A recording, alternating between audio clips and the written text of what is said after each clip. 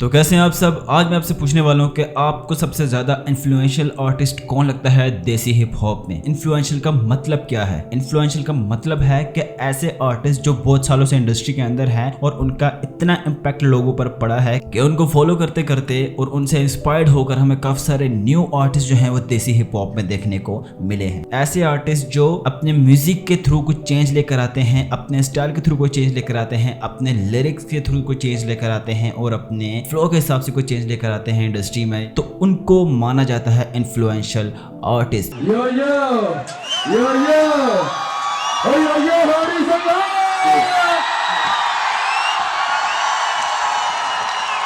पर पुष्पा नहीं, भगवान पहले बाकी अपन झुकता नहीं।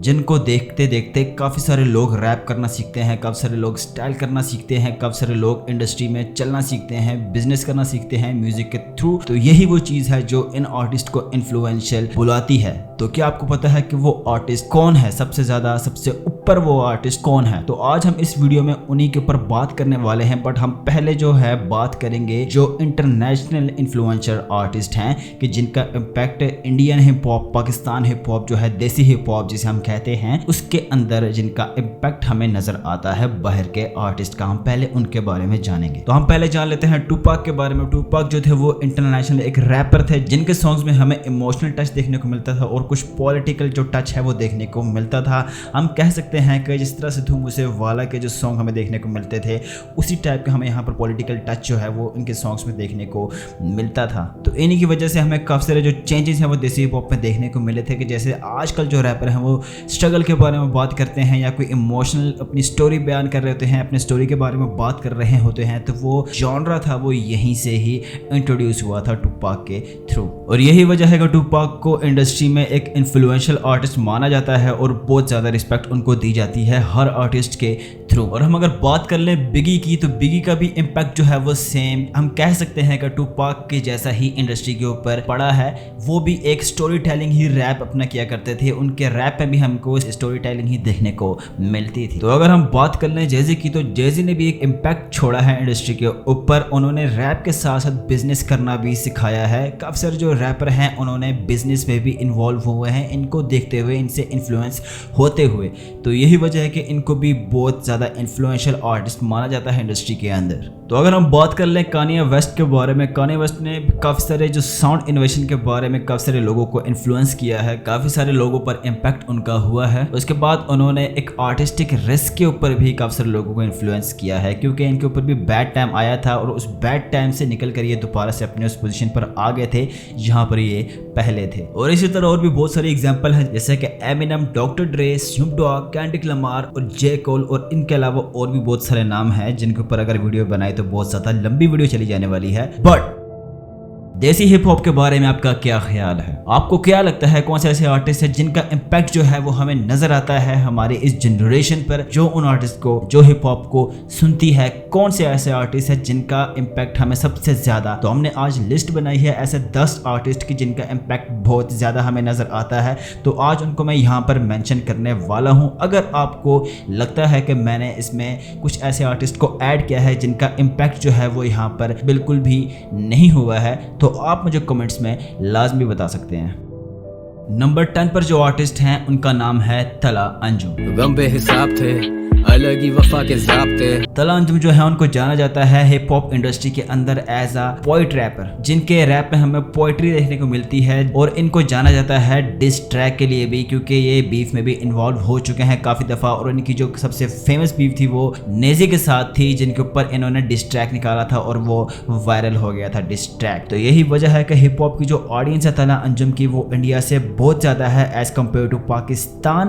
पाकिस्तान में भी उनको बहुत ज़्यादा सुना जाता है, उनका बहुत यहाँ पर नाम है। उनका भी इम्पैक्ट जो है वो काफ़ी ज़्यादा इंडस्ट्री में हमें देखने को मिलता है। रैप इंडस्ट्री में जो न्यू रैपर हमें रैप करते हुए नज़र आते हैं वो अक्सर तला अंजुम का ही स्टाइल को कॉपी कर रहे होते हैं। कॉपी तो हम यहाँ पर नहीं बुला सकते, इंस्पायर्ड बुला सकते हैं। वो उनसे इंस्पायर्ड होकर रैप करना स्टार्ट करते हैं, तो हमें लगता है कि वो तला अंजुम की वॉइस के साथ अपनी वॉइस को सिमिलर करने की ट्राई कर रहे होते हैं, उनके फ्लो को कॉपी करने की, उनके फ्लो से इंस्पायर्ड होकर उनके जैसा फ्लो बनाने की ट्राई कर रहे होते हैं। काफी ज्यादा न्यू रैपर्स मैंने ऐसे देखे हैं। तला अंजुम की जो ऑडियंस है वो उनको रिस्पेक्ट तो देती ही है, मगर इसके साथ साथ जो इंडिया के बड़े आर्टिस्ट हैं, जो बड़े रैपर हैं, वो भी तला अंजुम को रिस्पेक्ट देते हैं। यहाँ तक के बादशाह और हनी सिंह भी जो है वो तला अंजुम को रिस्पेक्ट देते हैं। इसके बाद नंबर 9 पर जो रैपर आते हैं उनका नाम है MC स्टैन।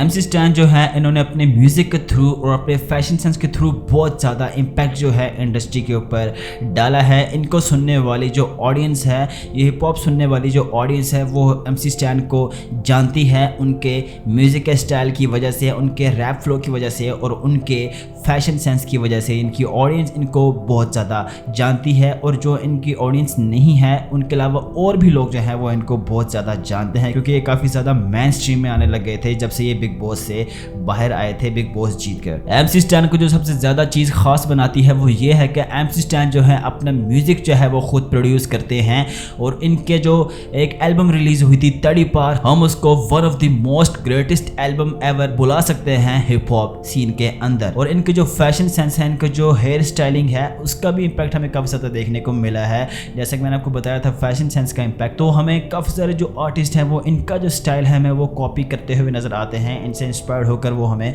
काफ़ी ज़्यादा म्यूजिक में स्टाइल देखने को मिलता है न्यू आर्टिस्ट की तरफ से। तो अब हम चलते हैं अपने नेक्स्ट आर्टिस्ट की तरफ। नंबर 8 पर जो आर्टिस्ट है हमारे पास वो है नेजी। पैदा हुआ पला बड़ा हटीली इलाके में, पिताजी के पट्टे खाए पतीली की लाफे दी। अब जो करंट नेजी है उनको छोड़कर जो पुराने नेजी थे, अगर हम बात करें 2015 और 2016 की, आप लोग तो जानते हैं कि उस टाइम पर ज़्यादातर जो हमें रैपर हैं वो सुनने को नहीं मिलते थे। जो आजकल हमें न्यू रैपर सुनने को मिलते हैं वो उस टाइम नहीं था। उस टाइम सिर्फ बोहेमिया, हनी सिंह, रफ्तार और डिवाइन जैसे ही रैपर जो हैं वो चल रहे थे। डिवाइन भी जो है उस टाइम इतने ज़्यादा जो है ब्लो अप नहीं हुए थे। ये दोनों साथ ही रैप करना इन्होंने स्टार्ट किया था और ये साथ साथ ही अपने जो प्रोजेक्ट्स हैं वो निकालते थे या सिंगल भी निकालते थे। इन्हीं की वजह से जो हमें है एक गली हिप हॉप मीन, जिस तरह लोग अंडरग्राउंड आर्टिस्ट होते हैं जो अंडरग्राउंड रैप करना स्टार्ट करते हैं और उसके बाद वो मेन स्ट्रीम आर्टिस्ट बन जाते हैं। और मैं कह सकता हूँ कि गली बॉय जो मूवी है वो भी आप लोगों को तो पता है नेजी के ऊपर ही बनाई गई है। अगर नेजी ना होते तो हमको वो मूवी भी देखने को ना मिलती। तो यही इम्पैक्ट है जो नेजी का इससे हिप हॉप इंडस्ट्री के ऊपर हमें देखने को मिलता है, जो नेजी को इस 8 नंबर पर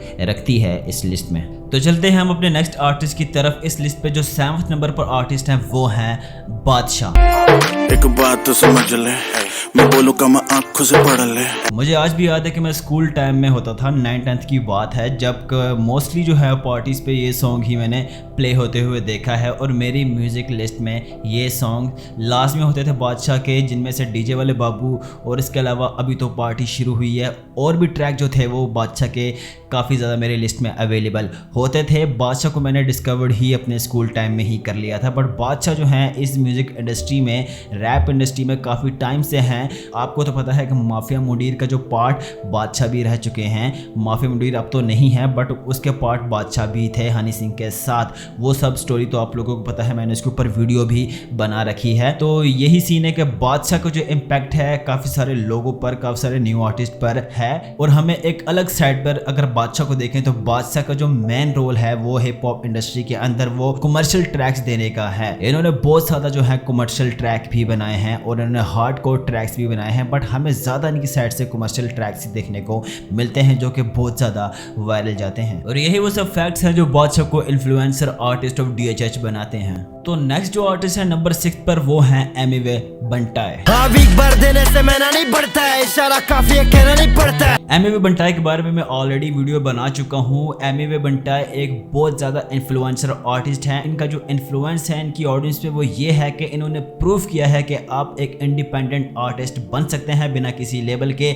आप इतना ऊपर आ सकते हैं कि आपको मेन स्ट्रीम आर्टिस्ट में जगह मिल सकती है। और काफ़ी सारे लोगों ने एमिवे को जानना तब स्टार्ट किया था जब इनकी बीफ हुई थी रफ्तार के साथ, जो कि बहुत ज़्यादा वायरल बीफ है इन DHH सीन। उसके बाद से एमिवे को लोगों ने जानना स्टार्ट किया था कि एमिवे भी एक रैपर है जो बहुत ज़्यादा अच्छा रैप करते हैं, जिनकी जो रैपिंग स्किल है बहुत ज़्यादा तगड़ी है। और अगर वो बीफ ना होती तो मुझे नहीं लगता था कि यहाँ पर जो हिप हॉप है वो यहाँ तक पहुँच सकता था और जो न्यू आर्टिस्ट हैं वो हमें मेन स्ट्रीम में या वैसे भी जो है हमें सुनने को मिलते। तो यही इन्फ्लुएंस है एमवी बंटाई का कि उन्होंने प्रूव किया है कि किस तरह वो आगे आए हैं, किस तरह वो बिना लेबल के सब कुछ उन्होंने करके दिखाया है। हर टाइप का जॉनरा उन्होंने म्यूजिक में लेकर आए हैं, अपने फ्लो में लेकर आए हैं। उन्होंने म्यूजिक प्रोडक्शन भी करके दिखाई है और उन्होंने अपने आप को प्रूव करवाया है कि वो एक इंडिपेंडेंट आर्टिस्ट हैं और यही उनका बहुत बड़ा इन्फ्लुएंस है ऑडियंस पर। इस लिस्ट के जो नेक्स्ट आर्टिस्ट है नंबर 5 पर वो हैं डिवाइन। एडिट करके तूने इमेज मेरा मीम बना दिया,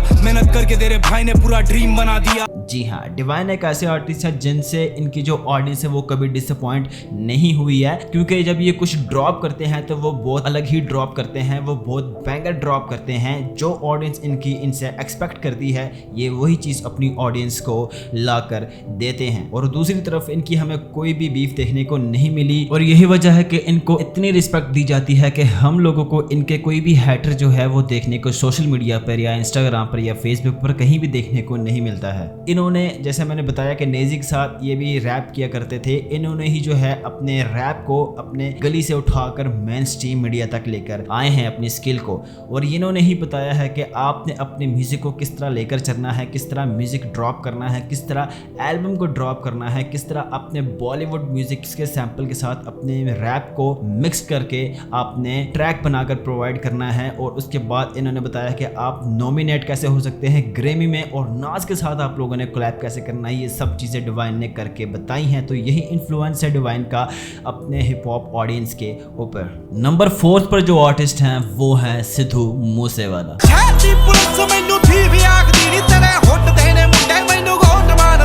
आपको तो पता है कि सिद्धू पाजी हमारे बीच में अब नहीं है, बट इन्होंने जो काम हिप हॉप के लिए किया है, जो इस म्यूजिक इंडस्ट्री के लिए किया है, वो मुझे नहीं लगता कि किसी और आर्टिस्ट ने आज तक देसी हिप हॉप या देसी म्यूजिक इंडस्ट्री में किया होगा। अगर हम पंजाबी आर्टिस्ट की बात करें और उसके अंदर सिद्धू पाजी की बात ना करें तो ऐसा हो नहीं सकता। सिद्धू पाजी ही एक ऐसा आर्टिस्ट है जिन्होंने पंजाबी म्यूजिक को इंडिया से उठाकर पूरे ग्लोबली वायरल करवाया है। ये पहले आर्टिस्ट ऐसे हैं इंडिया के जिनको ड्रेक भी जो है वो फॉलो करते हैं और इन्हीं की वजह से जो गोरे हैं, जो अंग्रेज हैं, उन्होंने पंजाबी म्यूजिक को सुना है और काफी सारे जो अंग्रेज हैं उन्होंने सिद्धू पाजी के साथ कोलैब भी किया है। और एमवे की तरह इनकी भी मैं मिसाल आपको दूंगा कि इन्होंने प्रूव किया है कि आप अपने दम पर किस तरह आगे आ सकते हैं बहुत ही कम टाइम में। और इनसे काफी ज्यादा लोग इंस्पायर्ड हुए हैं, इनका बहुत ज्यादा इम्पैक्ट हमें आज भी नजर आता है। आप कोई भी रील स्क्रॉल करेंगे या कोई भी टिकटॉक पर वीडियो को स्क्रॉल करेंगे तो वहां पर हमें सिद्धू पाजी की जो रील्स हैं वो तो लाजमी ही शो होंगी। नंबर 3 पर जो आर्टिस्ट हैं वो हैं रफ्तार। करूं तुझे सिट डाउन हो, तेरे बाप को किया है तूने लेट डाउन हो। रफ्तार को भी मैं स्कूल टाइम से ही जानता हूँ, उनके म्यूजिक को भी मैंने अपने स्कूल के टाइम पर ही सुना है, जो कि काफी कमाल के सॉन्ग रफ्तार के उस टाइम के मुझे लगते थे, जैसे स्टैंड अप, स्वैग मेरा देसी और इसके अलावा और भी जो हैं सॉन्ग इनके बहुत ज्यादा वायरल उस टाइम पर गए थे। और सुखी के साथ भी हमें इनके तकरीबन 2 ट्रैक जो है देखने को मिले थे जो कि काफी हिट गए थे। रैपिंग स्किल तो रफ्तार की बहुत बढ़िया है ही, उसी के साथ साथ रफ्तार ने कमर्शियल ट्रैक भी जो है वो काफी हिट दिए हैं और इन्हीं के साथ रफ्तार ने प्रॉपर हिप हॉप ट्रैक भी दिए हैं। इन दोनों चीज़ों को रफ्तार जो है वो साथ लेकर चले हैं काफ़ी अच्छे तरीके से। और इसी के साथ साथ रफ्तार जो है वो काफ़ी अंडरग्राउंड आर्टिस्ट को सपोर्ट भी करते हुए नज़र आते हैं और यही वजह है कि रफ्तार को बहुत ज़्यादा रिस्पेक्ट भी दी जाती है इस DHH के अंदर, देसी हिप हॉप के अंदर। और यही चीज़ है रफ्तार की जिसने उनकी ऑडियंस को और जो हिप हॉप सुनती है उस ऑडियंस को इंस्पायर्ड किया है। सेकंड नंबर पर जो आर्टिस्ट हैं वो हैं बोहेमियन। मॉडल लगदी मॉडल टाउन च रहिंदी ओ छोटे मोटे लोकां ना मिले नाले छोटी मोटी गड्डी च नहीं बैठी। जी हाँ, बोहेमिया एक ऐसे आर्टिस्ट है जिन्होंने बताया था कि आप अपनी लैंग्वेज में भी रैप कर सकते हैं, पंजाबी लैंग्वेज में भी रैप कर सकते हैं और इनको पंजाबी रैप का किंग बोला जाता है। क्योंकि आप लोग तो जानते हैं कि जो ये रैप कल्चर है ये बाहर से ही आया है, ये इंटरनेशनली कल्चर जो है वो अडॉप्ट किया है हमारे लोगों ने। तो यहाँ पर जो लोग रैप करना स्टार्ट किए थे काफ़ी टाइम पहले, तो उन्होंने वहाँ के कल्चर से इंस्पायर्ड होकर इंग्लिश में ही रैप करना स्टार्ट कर दिया था। जब उन्होंने बोहेमिया को सुना तो उनको पता लगा कि आप अपनी लैंग्वेज में भी रैप कर सकते हैं। बोहेमिया ने इस कदर यहाँ के लोगों को इंस्पायर किया है कि वो अपनी लैंग्वेज में रैप करना स्टार्ट कर दिया है। हिंदी हो, उर्दू हो या कोई भी लैंग्वेज हो, पंजाबी हो, उन्होंने उसमें रैप करना स्टार्ट किया है। तो ये बहुत ज़्यादा बड़ा इन्फ्लुएंस है बोहेमिया का आजकल के रैपर्स के ऊपर। तो चलते हैं हम अपने नंबर 1 आर्टिस्ट की तरफ। जो नंबर 1 पर आर्टिस्ट हैं वो हैं योयो हनी सिंह।